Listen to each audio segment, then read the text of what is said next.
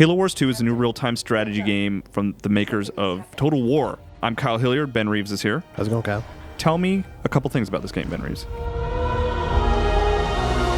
The story in this is pretty interesting. It's got a bunch of cutscenes by Blur. It's actually really fun and like a bunch of awesome blockbuster-worthy moments, action scenes, and I was actually compelled the whole way through. It follows the team from the first game, but they went into cryogenic sleep and awoke almost 30 years later, and they run across this group of Covenant called the Banished, led by a guy named Atriox, and he's a total badass who goes toe-to-toe with a couple Spartans. Nothing but a man. Second thing that might turn off some strategy PC players is that the strategy is a little bit more simplified. It has the common rock, paper, scissors combat where some troops are better than other troops, but they're weak against other troops, which are strong against the first troops.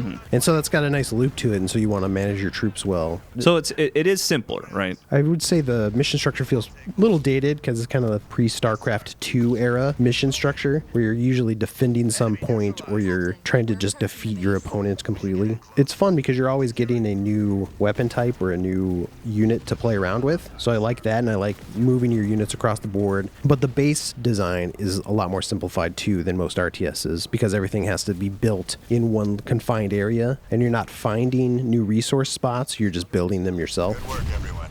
Captain, the Banished base is clear. Because this game is designed to be a console-friendly RTS, they designed everything to work with the controller. For the most part, it actually works pretty good, like better than other RTSs. If you played the first Halo Wars, this follows the same formula, where everything can be controlled with kind of a one-button press. And you have a bunch of hotkeys that just select all your troops on the battlefield or all local units, which is what I defaulted to most of the time. But in terms of like, if you want to go deeper than that, it's kind of hard to do on a controller. So if you have the option and your PC is powerful enough to run this, I would actually recommend playing it on your PC because some of that stuff is actually better on the keyboard. It's still designed with a console in mind, so the maps are a bit smaller than most RTSs. You still have some of the trouble with selecting troops, and you have an easier time just jumping around the battlefield.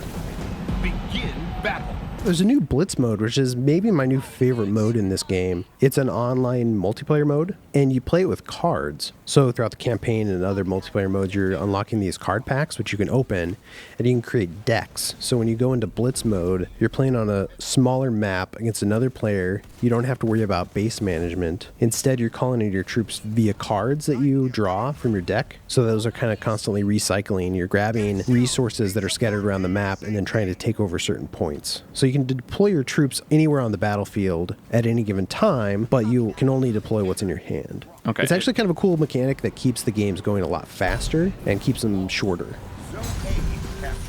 The review's out today, so you can go read that online at GameInformer.com. I think you'll really get a kick out of this one, especially if you enjoyed the first Halo Wars. All right, so the review's on the site. Ben Reeves liked it.